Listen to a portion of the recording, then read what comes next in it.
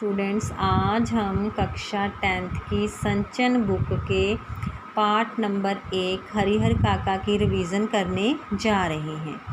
इस पाठ में ग्रामीण जीवन का वर्णन किया गया है। दूसरा, इसमें लोगों में स्वार्थ के कारण रिश्ते नाते जो ख़त्म होते जा रहे हैं उन पर प्रकाश डाला गया है। तीसरा, धार्मिक स्थलों के प्रति हमारी जो आस्था है उसका वर्णन किया गया है। हरिहर काका है जो एक गांव में रहते हैं। उनकी 2 शादियां हो चुकी हैं, दोनों पत्नियों की ही मौत हो चुकी है। हरिहर काका की अपनी कोई संतान नहीं है। उनके 4 भाई हैं जो कि शादीशुदा हैं। हरिहर काका के पास ज़मीन है जिसे कि उसके भाई हथियाना चाहते हैं। उस ज़मीन के चक्कर में ही वो उसकी देख रेख करते हैं, लेकिन नाम की ही देख रेख करते हैं। ना तो उन्हें अच्छा खाना दिया जाता है और ना ही अच्छे से घर के अंदर रखा जाता है। दूसरी तरफ ठाकुर बाड़ी के महंत हैं। ठाकुर बाड़ी एक ऐसी जगह है गांव में जहां पर लोगों की काफ़ी आस्था है। लोगों की जब जो भी वहां पर जाकर दुआ करते हैं वो जब पूरी हो जाती है तो लोग वहां कुछ ना कुछ दान में अवश्य देते हैं, जिसके कारण कि ठाकुर बाड़ी का काफ़ी विस्तार हो चुका है। हरिहर काका के जो परिवार के लोग हैं वो हरिहर काका से अच्छा व्यवहार नहीं करते हैं। हरिहर काका ये सब जानते हैं, जिस कारण से वो काफ़ी दुखी रहते हैं। जो ठाकुर बाड़ी के महंत हैं उनको इस बारे में जब पता चलता है तो उनके मन में भी लालच आ जाता है कि क्यों ना हरिहर काका को ठाकुर बाड़ी में लाकर रखा जाए। जब उनकी मौत हो जाएगी तो ठाकुर बाड़ी के लिए काफ़ी कुछ मिल जाएगा।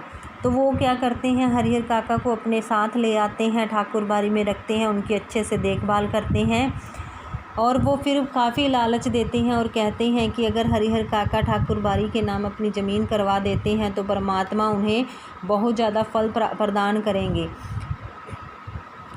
हरिहर काका इस बात से जानते हैं कि महंत को उनकी ज़मीन से प्यार है। जब हरिहर काका के परिवार के सदस्यों को पता चलता है कि महंत इस तरह से साजिश कर रहे हैं तो वो भी वहां पहुंच जाते हैं और हरिहर काका को काफ़ी समझाने बुझाने का कार्य करते हैं।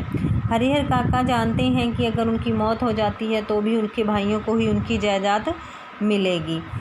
उधर महंत हैं जो हरिहर काका को घर जाने से काफ़ी देर तक रोकते रहते हैं, लेकिन जब हरिहर काका चले जाते हैं तो महंत एक दिन उनको ज़बरदस्ती उठाकर ले आते हैं। उनसे खूब मारपीट करते हैं, उन्हें कमरे में बंद कर दिया जाता है। और उसके जो भाई हैं वो उसे छुड़वाने के लिए पुलिस के साथ वहाँ पहुँच जाते हैं।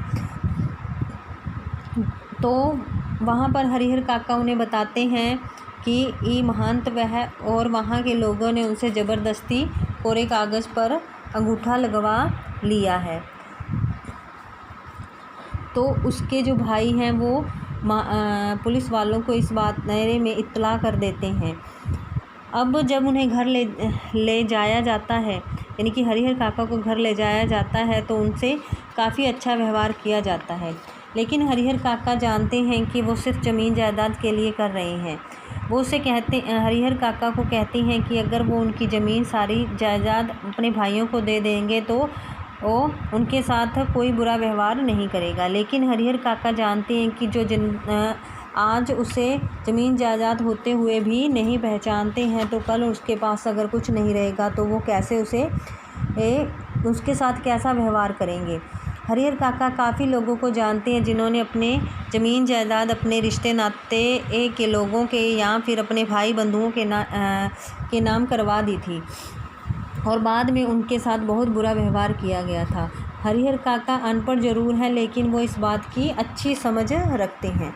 अब क्या है, हरिहर काका के पास जो ज़मीन है उससे आने वाली फ़सल से वो अपना खर्च चलाते हैं, किसी से ज़्यादा बात नहीं करते हैं।